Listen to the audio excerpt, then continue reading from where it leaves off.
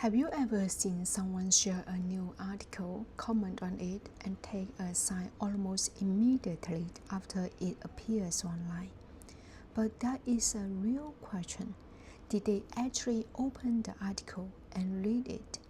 A paper in Human Nature Behavior found that on Facebook, more than 75% of shared news links may have been shared without people clicking on it first.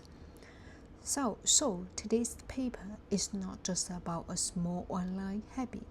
It is about a much bigger question in social media age.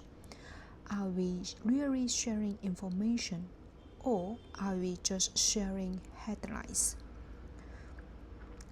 The first question is, what was the old way of thinking? In the past, we usually assume that if someone shares a news article, they have at least opened it and read it. But this paper suggests that this assumption may be wrong. We used to think sharing equals to reading first and then spreading the information. But the reality may be closer to this. Sharing equals to seeing a headline, feeling something, and immediately pressing the share button. Second, how do the author redefine the problem? The authors introduce a key term, SWOC, which stands for shares without clicks. It means that someone shares a news link without clicking on that link first. This changes how we understand the problem. A lot of information may not spread because the full article convinces people. Instead, it may spread because the headline, the short summary, the image, or the emotional framings is enough to make people share it. In other words, the article itself may not be able to do the persuasion. Third, what methods do they use? The authors analyzed real Facebook behavior data from 2017 to 2020, covering about 35 million URLs. They focused on two actions. First, was the link shared? Second, did the person click on the link before sharing it? If someone shared a link without clicking on it first, then count as a shared without click. The author also used machine learning to identify which links were political content. They first manually labeled 8,000 URLs, teaching the model these are the political links and those are not. Then they used that model to clarify the rest of the large dataset.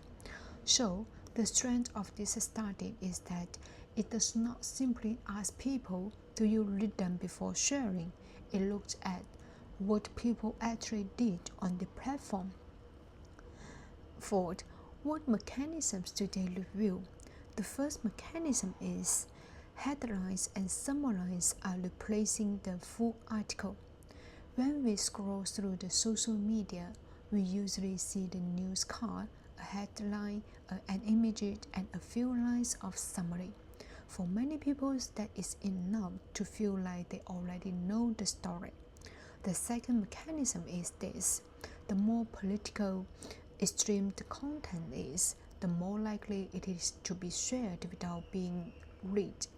Extreme political content is more emotionally charged. It is more likely to make people react immediately. You can often tell them from the headline which side supports and which side it attacks. So people may share it before reading the full story. The third mechanism is this.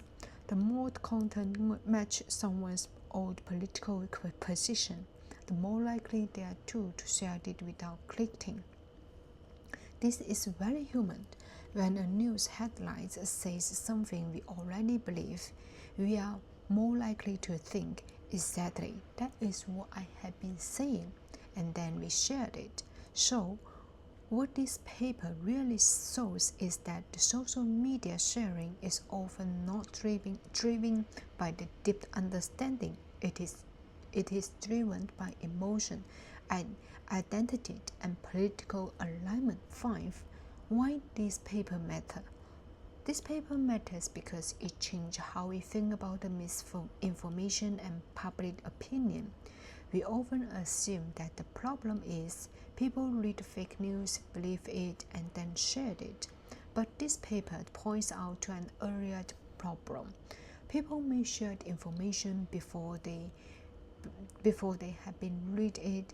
That means a lot of content can enter other people's feeds before anyone had checked, understood, and verified it. So, platform governance should not only happen after the piece of content is labeled as false.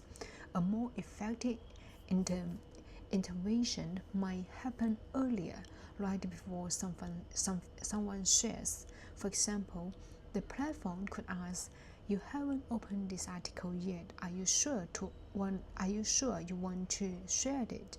Or it could tell the viewers this link was shared before the user clicked on it. So the biggest takeaway from this paper is the dangers of the social media is not only that people believe false information, it is that the information can spread before the people understand it.